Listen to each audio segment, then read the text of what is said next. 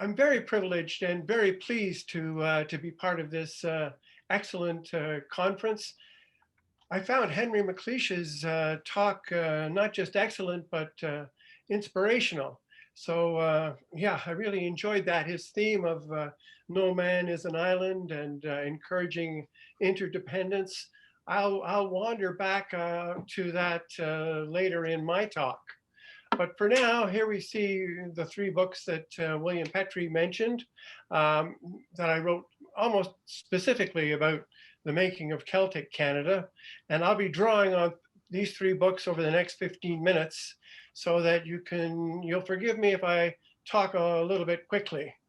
I do want to cover all this. What the way my passion for Scotland began was through the Arctic explorer John Rae. When I discovered him back in 1998 and ended up writing a biographical narrative about him called Fatal Passage, he's the one who discovered the final link in the Northwest Passage, in the first navigable Northwest Passage, although he has never quite received the recognition that he deserves. He got me writing about Arctic explorers and exploration, but he also pointed the way to my keen interest in Scotland because he himself was from Orkney. And when I was researching him, I naturally went up to Orkney. Now, what happened was my editors said, I told her, well, what happened was I spoke at the St. Andrews Society of Toronto. The president there, a publisher named Douglas Gibson, invited me to talk, and I said, well, what do you want me to talk about? And I said, well, what about how the Scots invented Arctic exploration? I was thinking about Rae, John Ross, James Clark Ross, Alexander Mackenzie. He said, great, and that's what I did. Then my editor, Phyllis Bruce, another Scottish name, indicated, well, what if we broaden that a little bit and come up with, we might come up with a book. And indeed, that's what we did do. Well, I did it, and I divided it, roughly speaking. Well, some of the divisions: the economy of the political nation and English-speaking culture in Canada, how the Scots invented those. So the economy, for example, after 1763, that was the French and Indian War. At the end of that, the French had created the St. Lawrence River Seaway, or rather fur trade. And the Scots basically took that over, based in Montreal, people like William McGillivray, Simon McTavish, and they created the Northwest Company in a nutshell. Then the Hudson's Bay Company, which already existed, had been formed in 1763. You see Maine in action there on the right-hand side. They are probably Orcadians because 70 or 80% of those who worked for the HBC were Orcadian. Along came George Simpson. You see him in a top hat being rowed, being paddled across some river. He traveled widely. He was probably the boss from hell because he was a micromanager, but he did one extraordinary thing. He united the Northwest Company and the Hudson's Bay Company under the Hudson's Bay Company. And he was from Dingwall. So then a short while later, the Scots were instrumental in building the Canadian Pacific Railway, so that those two things together created an east-west economy that otherwise probably would never have existed, because there was a frontier thesis that Canada should be working economically with the United States. So this east-west economy formed the basis for much else. So Scotland was sending leaders early on who built national networks, not just the fur trade, but also the Victorian Order of Nurses, that's Lady Aberdeen, national newspaper, that's George Brown, later a father of Confederation, but he created the Globe and Mail. Tommy Douglas, who created Medicare a little bit later, one of our great prides. Alexander Graham Bell created the telephone. All these are unifying forces, as well as banks and universities. These two were created by Scots, by and large. If we look briefly at the political nation, again, you see Scots playing the largest role in effect. First of all, in 1867, to the right there, you see John A. Macdonald. And just below him, you see Thomas D'Arcy McGee, who was actually Irish. Those two together put forward the Celtic side of the union with the French that brought about Confederation. And flash forward a number of years to 1982, Pierre Elliott Trudeau. He was very proud of the Elliott, the Scottish, and he was instrumental in bringing home the Constitution together with the Charter of Rights and Freedoms that actually created Canada as arguably the first postmodern nation. Scots in politics, again, just to elaborate a wee bit, of 23 Canadian prime ministers, 13 are of Scottish heritage, 57%. That compares with 14% of the population as a whole. Here we see Justin Trudeau, son of Pierre Elliott. We see Kim Campbell. We see John Diefenbaker. Diefenbaker was descended from George Bannerman, who was one of the Scots brought over to Canada by Lord Selkirk. As for culture, well, among other things, and I'll touch on a couple of others, Scots created Canadian diversity. I'll just run through these figures quickly. Cuthbert Grant, who was the father of the Métis Nation. He was Scottish and Indigenous. James Douglas, the Scottish West Indian, he was called. Born in Guyana, raised in Scotland, he became the father of British Columbia. John Buchan, the Scottish writer, became Governor General. Here we see him signaling his affinity with the Indigenous peoples. Alice Munro, diversity is not just ethnic, but also regional in Canada, a country the size of Canada. So she, yes, she's a Nobel Prize winner, but she is also a writer of Ontario Gothic literature. Major John Norton, the Cherokee Scot. He went to Scotland. He was taken as a boy after a skirmish in the USA, was raised in Scotland, came back to Canada, and he led the Mohawks during the 1812 war. Here's Therese Casgrain. It's actually Therese MacDonald Casgrain, because she too had this Scottish heritage in her. So there you see the kinds of diversity that emerge through the Scots. Scots created even the look of Canada. Here we have two works by the architect William Fraser. To the right, I'm sure a great many of you are familiar with the Burns National Memorial in Mauchline. Then to the left a little bit, that's the Household Sciences building opposite the Royal Ontario Museum in downtown Toronto. Architect William Fraser created both those buildings. And I know this because my wife, Sheena Fraser McGoogan, is his granddaughter. So here you see her at Culloden. But the look of the, what I mean by that is, okay, here we have Ottawa and Edinburgh. Or no, wait a minute. That's Edinburgh and Ottawa, and you have to look twice, or at least I do, to see which is which. I mean, okay, Canada has gotten into this modernist, throwing up big high rises, eradicating buildings, but where you find the earlier buildings, the look is almost identical because so many Scottish architects worked in Canada. So turning to the question still involved with culture, why does Canada welcome so many immigrants? Part of the answer is look to the Highland clearances, which created Canada's first refugees.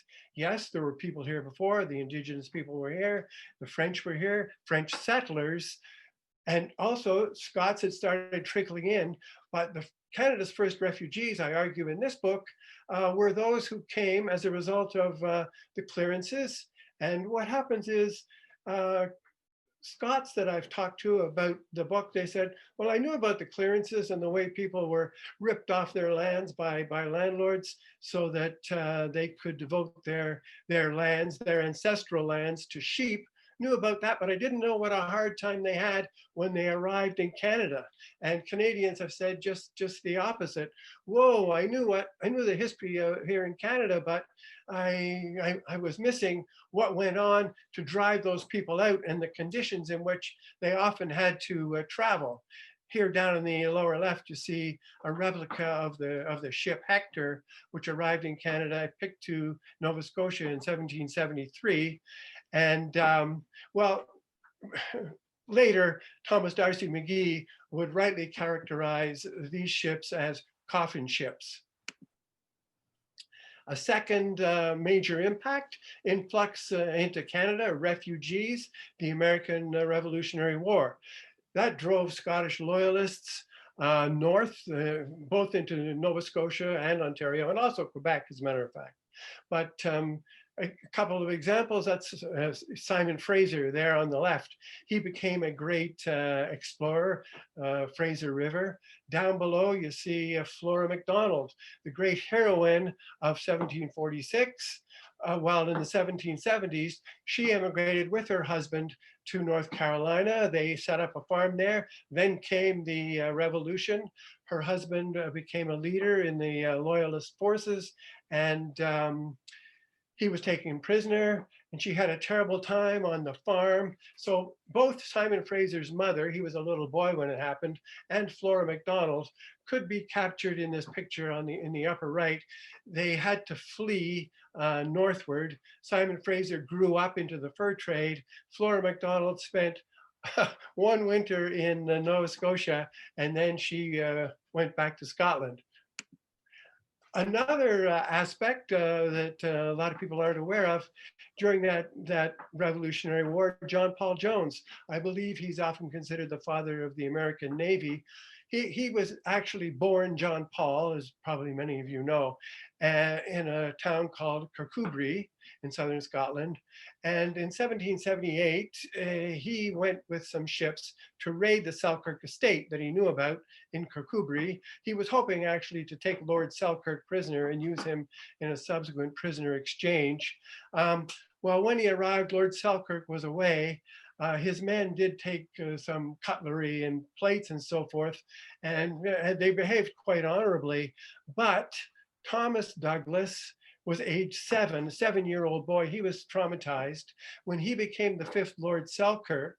And he had spent a lot of time in the Highlands, and he felt very deeply about the clearances, and he decided to take charge, in effect, of Scottish immigration. He said, I don't want any more Scots going down to the United States, and he turned them as much as he possibly could to Canada and set up settlements in Prince Edward Island, in Ontario, and in what is now Manitoba. But that was a spin-off from what had happened during the Revolutionary War.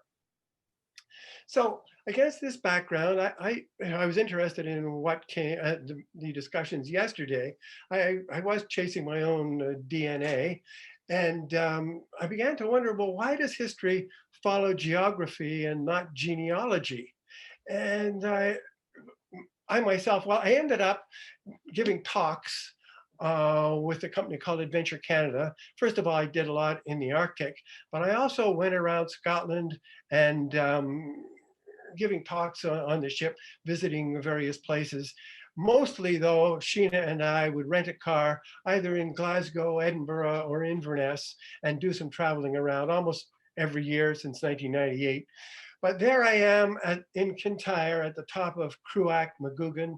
That's where the McGoogans come from. My own band comes from just across the water there on the island of Gia. But I began to think at that point, well, what about this notion of collective or cultural genealogy? In other words, instead of stopping at the Atlantic, if you're going east, and saying, well, that's where geography stops, that's fair enough. But if you think about it, why does, I mean, history shouldn't stop there. because do immigrants bring nothing? I would suggest that they bring a great many attitudes and values when they arrive. And okay, if you want to track that, how do you do so? Well, you look at the parades of heroes in the various strains. And I look, well, to me, the Scottish and the Irish are major influencers. Yes, they were one people back before the 1100s, but after that, they developed different separate parades of heroes. And yet, many of the same values they reflected. So that Celtic Canada, I discover 5 bedrock values that derive from the Scots and the Irish. I think of independence, diversity, audacity, democracy, and perseverance. For independence, one example of many in my book, there's William Wallace.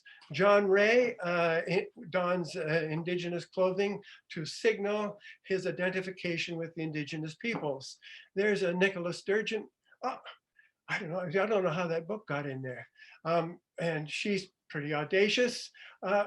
Daniel O'Connell, the great Irish Democrat, and the Irish pirate queen, Grace O'Malley. Nobody is more persevering than she was in what she was doing.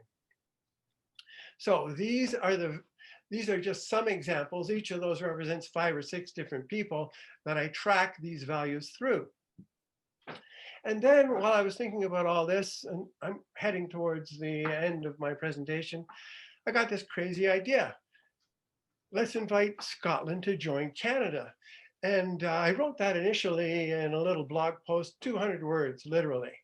And I thought, you know, I'm getting a lot of feedback. And I touched base with people at the Globe and Mail newspaper, and they said, sure, that'd be great. So I wrote a 600-word column for the Globe and Mail. And it went viral, not just in Canada, but in the US, the UK, China, Spain, Brazil, Estonia. I've never had greater response to anything I've ever done. I mean, I thought about autonomy. Well, every Canadian province has more powers than Scotland does now, even with devolution. And Quebec has far more. Demography, well, Scottish Canadians would number 10 million. If Scotland were to join Canada. That would be 25% of the whole, which is quite a power block compared to 8.3%. Geography, I think about Hawaii. It's a state, but it's farther away from California than Scotland is from Newfoundland. So I worked it all out, but all that's for another conference. For now, let's just enjoy celebrating Celtic Canada. Thanks very much. Thank you very much, Ken. I'm going to just put a reminder. We're going to have a single Q&A at the end of all of the presentations. So don't worry, we'll keep the questions in that are up there. Again, thank you, Ken. And let's move on to Sergio. First of all, thank you for having me here. It is a privilege to join such outstanding gentlemen in speaking a little bit about Scotland. I have learned so much about Scotland and the influence and the impact it has had in both Canada and the United States. It's been wonderful to learn so many new things. And now it's my turn to speak a little bit about someone with extraordinary Scottish roots that actually made a lot of impact into the nation of the United States, and in some cases international as well. So I'm going to talk about Alexander Hamilton, his origins, and his legacy. This, as you can see, is a coat of arms of the Hamilton of Grange, which belonged to his grandfather in Scotland. And this is his Scottish lineage. He's the grandson of Alexander Hamilton of Grange, Laird of Grange, who married Elizabeth Pollock. She was the daughter of Sir Robert Pollock, who was in the Parliament of Scotland from 1700s till 1707, and then on the British House of Commons from 1707 till 1722. From that union came James A. Hamilton, who was born in 1718 and passed away in 1799. He eventually married Rachel Fosset, who was a French Huguenot. They met in the Caribbean. And from that union came Alexander Hamilton, who was born somewhere between 1754 and 55 and passed away in 1804. I'm sure that many of you have seen the dates before as 55, 57, but recent scholarship and discoveries done in the past year have proved that there is a big change in the understanding of the dates in which Alexander Hamilton was born. Let's talk a little bit about the property of Alexander Hamilton's grandfather, which is known right now as the Kerlo Castle. It was built in 1191 by Stephen Lockhart. It was destroyed, unfortunately, in 1488, but it was rebuilt shortly after. In 1655, it was purchased by Alexander Hamilton, formerly of Cambuskeith. And then it changed the name to Grange. He became Alexander Hamilton of Grange after some family home in Kilmarnock. The property would stay in the Hamilton family until another Alexander Hamilton, who was actually a second cousin of the founding father of the United States, built the Kerlo House very nearby to the original castle in 1787, and then the castle became in disuse.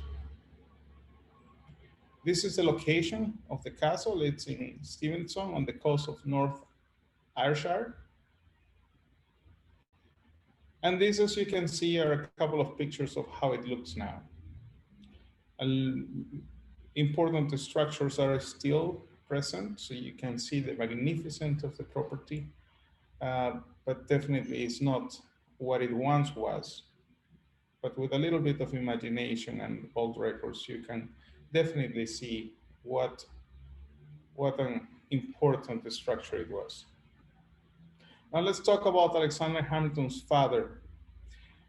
James Hamilton was not the eldest, and as many of you are aware, back then if the eldest would get everything, and people who were not the eldest in the family, the children, would have to try to get their own fortune by their own means. And that is exactly what he did. He decided to leave Scotland and go to the Caribbean in order to try his luck. Now, what comes to mind when you mention the word Caribbean? It's very easy right now to imagine beautiful beaches, sand, cruise ships, mojitos, and things like that. But it's very rare that the first thing that would come to mind is the fact that at that time, the Caribbean was one of the most, if not the most important centers of commerce, trading, and manufacturing at the time. In few words, just to make an analogy, the Caribbean was what New York City is now at the time. And some people are a little shocked, for example, to find out that there was running water in pipes in Jamaica before there was any in New York City. The Caribbean was also a place in which things had to be done extremely fast. It was constantly at the mercy of the weather, at the mercy of the struggles of powers. Things could be destroyed or changed completely in a matter of weeks. And that is something that I personally think influenced Alexander Hamilton a lot later in his adult life, particularly every time he was immersing himself in a project. He had to do everything in the shortest amount of time as efficiently as possible. And that is, I believe, a reflection of what life in the Caribbean was at the time. Now, I have the flags of 3 islands to my left, and the first one is St. Kitts and Nevis, then St. Eustatius, and then the US Virgin Islands. 3 islands, 3 nations, 3 mentalities. One of the unique things of Hamilton is that he was born in a British island at the time, Nevis. Then later he moved to a Dutch island, which was St. Eustatius. It's really close by. Later, when he was early into his teenage years, he moved to St. Croix. Now, Nevis was British, St. Eustatius was Dutch. and St. Croix was Danish at the time. These are three complete different nations and three different mentalities. Every place has its own culture, its own mentality, and the exposure that he had at such early age. You know, when you are a child, a teenager, you're like a sponge, you absorb things, information, and that develops your experience later in life. So that was definitely something of a lot of value for him. I have an illustration here of what I call the Hamilton Triangle, which is the three islands in which Alexander Hamilton lived in the Caribbean. You have Nevis on the south, then St. Eustatius, and then St. Croix. When Alexander Hamilton finally moved to St. Croix, he became a Caribbean clerk. And many things came out of that job, including his development of character and his basic, I wouldn't say basic, and his not so basic level of economy knowledge that kept on growing with the days. He got a job at Beekman & Kruger, and as a Caribbean clerk, he was so outstanding that at one point when his boss fell ill and was bedridden, Alexander Hamilton, at the tender age of 13, 14 years old, he was put in charge of the whole company for a few months. Now, I want you to imagine for a second, try to imagine a child of that age having to deal with people coming in ships from the sea, sailors that have been for weeks on the sea, that probably the only thing they want is to get down of the boat as fast as possible, hit a bar, distract, relax themselves. I want you to imagine the kind of character a child of that age would have had to develop in order to make order and make sure to say, stop, we have to do the inventory first. We need to check that everything is ordered. We need to check that the paperwork is in order, and so on, so on. So that definitely had a very big impact in the development of his character and his personality. Now, when it comes to economy, being the big commercial center of the world that it was, Alexander Hamilton not only dealt with trading, he had to understand the power of currency, different currencies, different values, different exchange. He was also exposed to the concept of credit and how important it was for your reputation. He was also exposed to the value of a standard. And those were things that later in his life as Secretary of the Treasury would prove crucial to his professional work.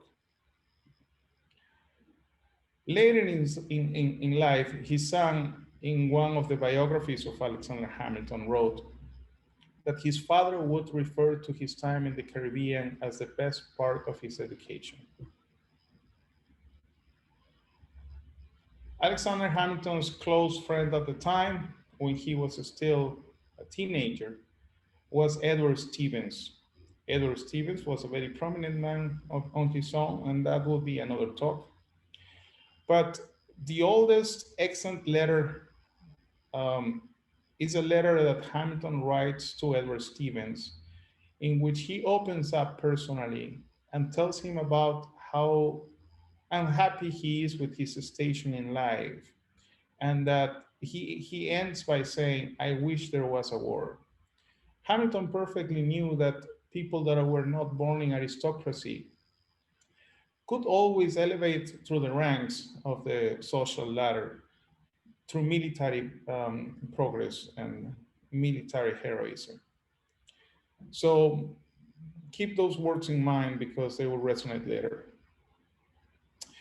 Personally, I am from Peru, South America, and a lot of people ask me, why did I get involved in Hamilton, studying history of the United States, studying about Alexander Hamilton? I travel a lot, and one of the things that I always had in mind was, why did South America did not become a superpower? In spite of having not only one George Washington figure, but two, and so on. Why did the 13 colonies in the United States actually became a superpower. Well, 13 colonies in reality did not work in practice as a single entity. They were more like different countries. As a matter of fact, each one had their own military power, their own taxes, their own currency value. Some were more powerful than others, some were not. And some even had their own treaties with Europe.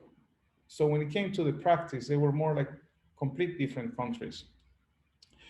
My research made me understand that the presence of Alexander Hamilton was crucial to keep all those colonies together, become a single identity, fall under a single financial system, and eventually become a superpower. Unlike what happened in South America, that started in the same way, but eventually collapsed into several different countries with different kind of powers, different currencies, different levels of wealth, etc. When Alexander Hamilton finally made to the United States, he started to study and he wanted to become a lawyer. This was during the beginning of the Revolutionary War. Now, at one point, he started his own militia, which was something that he had to drill on his own. He had to put people together. It was a heart of oak independent militia. Eventually, he became a captain of artillery, and he was so good at his job and developed such good relationships that he was recommended to become an aide-de-camp to George Washington himself. His relationship with George Washington actually would last for 22 years, in which he was his indispensable right hand. Now, let's go back to that letter where he expressed several years ago, "I wish there was a war." Hamilton was thirsty for military glory. Even though he had been a soldier already and an aide-de-camp to George Washington, very respectable, he still wanted to experience military glory. And finally, he was put in a position to lead during the siege of Yorktown, and he led the attack of Redoubt number 10. It was a very interesting attack because they decided to take off any ammunitions and simply rely on bayonets in order to have the element of surprise, of silence, and the fact that the lights on the horizon had disappeared. Hamilton came out of the siege of Yorktown as a hero, and that gave him the military glory that he had been looking for a while. After the war was over, and right before the Treaty of Paris was signed, as you can imagine, there was a lot of sentiments that were very explosive during the time, particularly from the patriots to the loyalists. The loyalists to the crown were not in a good position right now because there were feelings of vengeance, there were feelings of humiliating them. And as a matter of fact, there were certain acts passed that had the name of the Anti-Loyalist Acts. One of them, the Trespassing Acts. And for this, I need to give you a little bit of background. Keep in mind that the British occupied Manhattan, New York City, for almost 7 years, from the very beginning of the war until the end of the war. At the time, many of the people that were not loyal to the crown had to flee, leaving behind properties, things of value, etc. So by military orders, many of these properties, stores, etc., had to be occupied by loyalists in order to keep things fluid. 7 years later, when everything was over and the Americans, the ones with the Patriot cause, were able to come back, they had, let's just say that the relationships were not at its best. There was a lot of animosity. The city was divided. It was impossible for a lot of people to not to see the loyalists as people who were traitors to the patriotic cause. And one of the acts, the trespassing acts, actually enabled for people to sue the people who had taken over their properties for the past 6-7 years, and actually sue them to pay back rent. Now, this caused for a lot of people to start leaving. Many of the loyalists ended up in Canada, seeking refuge on the lands that were given to them by the British Crown. And some of them decided to fight, but things were not in the favor at all. And here is where Alexander Hamilton comes. He actually understood that it was absolutely necessary to keep people of value in the city in order to rebuild. And when he said people of value, he did not necessarily meant people with wealth, but also people who had a lot to contribute for the city to be rebuilt and to flourish once again. And this had a lot to do also with international perception. Otherwise, God knows what would have happened. Alexander Hamilton became extremely unpopular because he chose to defend causes for loyalists, actually protesting many of these anti-loyalist acts. And he was very successful in what he was doing. One of the most important things that Alexander Hamilton would do later is the call for the Constitutional Convention. Again, the way that a lot of these colonies was acting was very independent from each other. And Alexander Hamilton saw the need for a more central government. And thus the call for the Constitutional Convention was made. The Constitution was eventually made. And once they had the text approved, the text was sent to the different colonies for its ratification. One of the interesting things was that perhaps Alexander Hamilton was the most vocal supporter of the Constitution.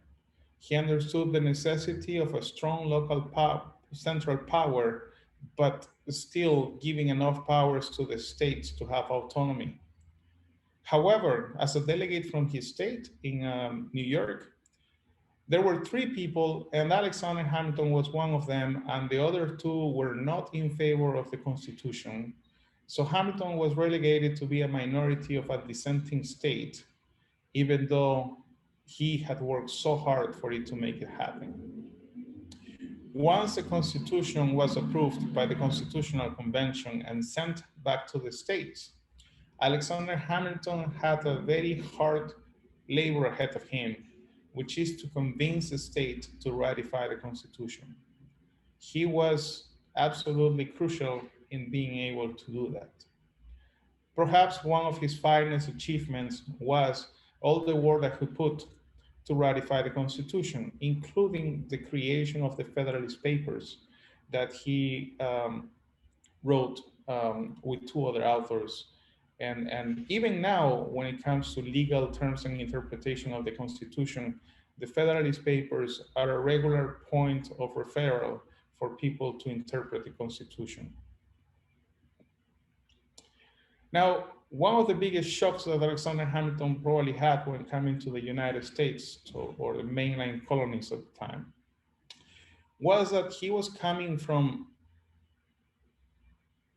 the Caribbean, which was the center of everything at the time, manufacturing, trading, but mostly manufacturing. He was able to see how manufacturing had such a power that could turn your foes into potential trading partners. But instead, when he came here, he faced a society that was largely agricultural. As a matter of fact, most of the founding fathers were farmers. And this was something that was very important to understand. Later, when he became Secretary of the Treasury, Alexander Hamilton had the vision that you could not become completely financially independent unless you started doing industry yourself, instead of simply depending on what Europe or other countries would ship to you and trading. Trading was not enough. Manufacturing and industry was an absolute necessity. To make the story short, Alexander Hamilton ended founding Paterson in New Jersey. What it was the first exclusively industrial plant city on this side of the hemisphere. Some people argue of the whole world. Paterson would become the pivoting moment in which the United States was able to steer itself towards economic independence. Under the Secretary of the Treasury, Alexander Hamilton also created the US Coast Guard. The US Coast Guard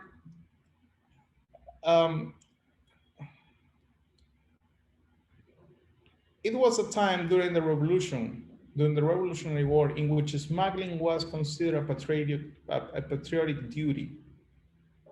And people had gotten used to that. The smuggling had become part of the culture at the time. But when things changed, it was absolutely necessary to get all the tariffs in order to ensure that the country would go back to solvency. The country was in a very bad financial situation right after the war. Hamilton was involved in the creation of the US Coast Guard, from the designing of the ships based on the kind of waters that they would go through, the uniform of officers, the salaries, and so on. He was so meticulous in every aspect of his work that even he went ahead and created a specific text, a guide of how to board other ships, foreign ships, with respect. When there was a missile crisis with Cuba in the 60s, it was Alexander Hamilton's guide that was used in order to board those ships and have interaction with the ships that were boarded during that crisis. The US Coast Guard actually would serve several purposes. Not only did it block Philadelphia when there was a yellow fever in order for it not to spread,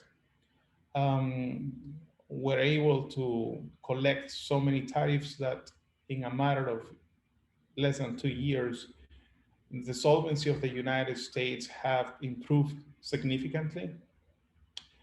But also towards the end of the 18th century, they were in charge of seeing that no American vessels were carrying slaves, and any vessel carrying slaves would be detained and all the slaves would be freed immediately. Hundreds of people who were unfortunately slaves gained their freedom due to the United States Coast Guard. As a Secretary of the Treasury, Hamilton created a financial system that still leads the US and many places of the world today. He had many political rivals. The most famous would be probably Thomas Jefferson. And as soon as Thomas Jefferson became president, the first thing he did was to ask the next Secretary of the Treasury, which was Albert Gallatin, to find any wrongdoings, any mistakes, and a way to dismantle absolutely everything that Alexander Hamilton had done. The response of Gallatin after reviewing Alexander Hamilton's system was, this is a system so perfect that if I take anything out of place, it will collapse.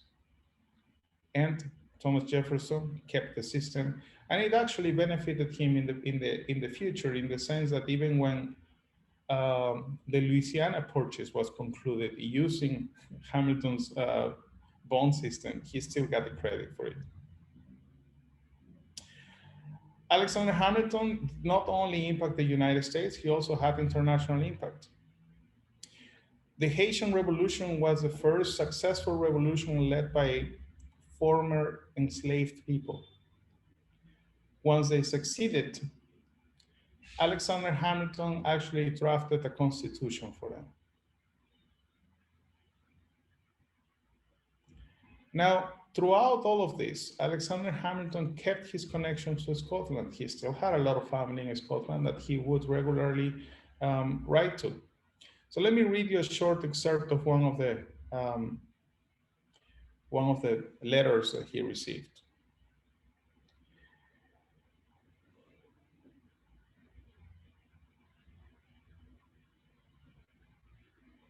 It is now several months since I have heard from my father, who continued at the island of St. Vincent. My anxiety for his silence would be greater than it is, were not for the considerable interruption and precariousness of intercourse which is produced by the war. I have strongly pressed to the old gentleman to come to reside with me, which would afford him every enjoyment of which his advanced age is capable. But he has declined to it on the grounds that the advice of physicians leads him to fear that the change of climate would be fatal to him. The next thing for me, in proportion to my means to endeavor, my increase to comforts where he is. It will give me greatest pleasure to receive your son, Robert, at my house in New York, and still more to be of use to him, to which end my recommendation and interest will not be wanting, and I hope not unavailing. It is my attention to embrace the opening which our letter affords me to extend intercourse with my relations in your country, which will be a new source of satisfaction to me. This letter was sent to William Hamilton, who was his cousin back in Scotland. When it comes to Alexander Hamilton's legacy, is something that we can still see all around, at least those who are in the United States. It is very commonly said that we live in Hamilton's America. Several things have stood the passing on time. The Federalist Papers are still the go-to when it comes to interpretation of the Constitution and many legal affairs. The financial system is very strong. And more than anything, when it comes to legal things, Alexander Hamilton set so many precedents, including judicial review, among other things, and did extraordinary things towards public administration, which is what keeps and holds this country together. Alexander Hamilton came to this country with a set of skills, knowledge, and characteristics that are intrinsically tied to the place where he came from, as all of us. Alexander Hamilton came to this country and did the best that he could with all of those skills, knowledge, and characteristics. While many immigrants try very hard to get rid of all the skills, knowledge, and characteristics that are intrinsic to the place where they come from in order to adapt themselves and to fit into their new homes, Alexander Hamilton did the opposite. He took what he had brought with him, and did the best that he could, actually improving and making a better place of where he came. Let us honor Alexander Hamilton by doing exactly that. We as immigrants and children of immigrants, we have the duty of having everything that comes with us in our DNA, our roots, our stories, our heritage, and use it for the betterment of our communities.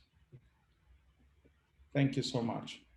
And I would like to invite you to visit the ahasociety.org, which is the website of the organization I belong to, the Alexander Hamilton Awareness Society. Thank you very much, Sergio. We're running a little bit tight on time, so I'm going to jump right away to John King Bellassai and let him introduce the topic that he's going to be dealing with. Thank you, Bill. I want to give some quick thoughts to the subject of Frederick Douglass. And you may wonder why. Frederick Douglass is a fine example of what our friend Gus this morning described as Scottish by inclination. Lots of people know a lot about Frederick Douglass, the great abolitionist, writer, speaker, who so much influenced events in the United States between the 1840s and the 1860s. Frederick Douglass loved Scotland. Frederick Douglass had a lifelong relationship with Scotland, and that's what I wanted to talk about. I asked to get into this in part because my two great heroes, I studied history at Georgetown here in Washington, and my two great heroes coming out of my studies were Alexander Hamilton and Frederick Douglass. And I think Sergio's outline of Hamilton's contributions was extraordinary. I think he did a wonderful job with that. I've been to New York, visited the Grange, visited Hamilton's grave. I've also been to the eastern shore of Maryland here, near Washington, D.C., where there are many exhibits about Frederick Douglass's life. That's where he was in bondage, where he escaped from slavery and made his way north from there. What's not known about Douglass very much is, although he was given the name Frederick while he was still in bondage, he took the name Douglass once he escaped in honor of the good Sir James Douglass, the Black Douglass of Sir Walter Scott's novels, The Lady of the Lake, Castle Dangerous, and others.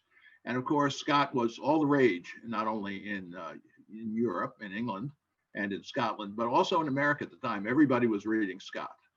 So Frederick Douglass took the name Douglass in honor of Sir James, and loved to be called the Black Douglass, as the good Sir James was called the Black Douglass by his English opponents during the Scottish Wars of Independence. And of course, James Douglass was one of the signers of the Declaration of Arbroath. So all of this in a way ties together. So these two men, to my mind, very similar in many ways. Both were self-made men. Alexander Hamilton, pulling himself up by the bootstraps, leaving the West Indies and coming to America, making himself into something and making America into something.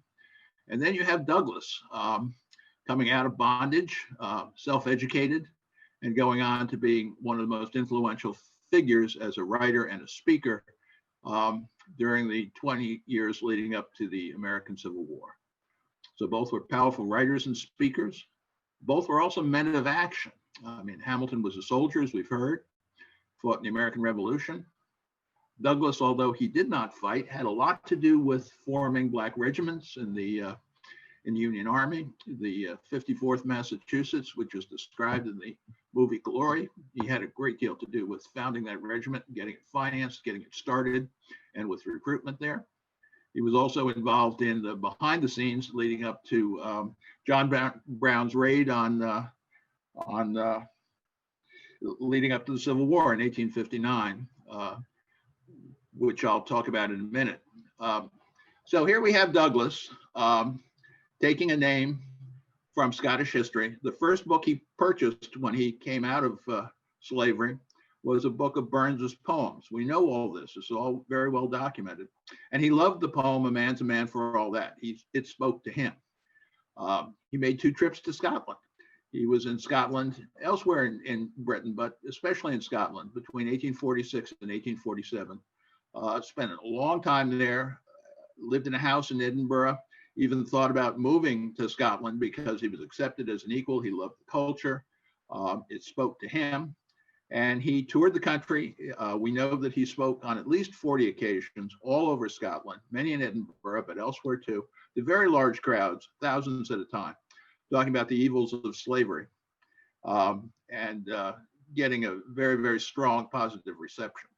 So when he came back to the States in 1848, he brought his love of Scotland with him. We know that he toasted the immortal memory at a Burns supper in Rochester, New York in 1849, where he talked about how he loved the Scottish accent and heard it on many Scots immigrants who were attending that event, loved the sound of the pipes, and loved Burns's poetry. Douglass also went back to Scotland again in 1859, right after what's called the failed plot of the Secret Six, who were 6 white abolitionists, wealthy men, who secretly funded John Brown to do his raid on Harper's Ferry. And Douglass was involved in that in the background with them. So when that raid failed and John Brown was tried for treason and hanged, those six, the secret six who had financed it, got out of the country. One of them went to an insane asylum, said that he had lost his mind when he did that. The other five bailed out and left the country. Douglas also was advised to leave the country because he was subject to arrest. And he did. He went back to Scotland and spent some time there. So Douglas obviously returned on the eve of the Civil War. So just as Alexander Hamilton became very close to George Washington, advised him and influenced his administration, Douglas had a relationship with President Lincoln. It was difficult at first. It was tense because Lincoln wasn't necessarily an advocate for abolition in the beginning. We know that changed as the war advanced, and Douglas had a lot to do with influencing his thinking there. Douglas was U.S. Marshal for Washington, D.C., my hometown here, for many years at the end of his life, and his home is a national shrine. It's open for visitors here in Washington. So here we have somebody who was Scottish by inclination, had a great deal to do with what some people call the Second American Revolution, which was the Civil War, which changed the nature of this country in many ways. Obviously, the abolition of slavery was part of it, but also the formation of a national identity. Before the war, most Americans identified with their state, and after the Civil War, most Americans identified with the nation as a whole. So those are my thoughts on Frederick Douglass. And there's a good book written by a fellow by the name Pettinger, published in 2018, called Douglass in Scotland. I recommend it to all of you. That's about it, Bill.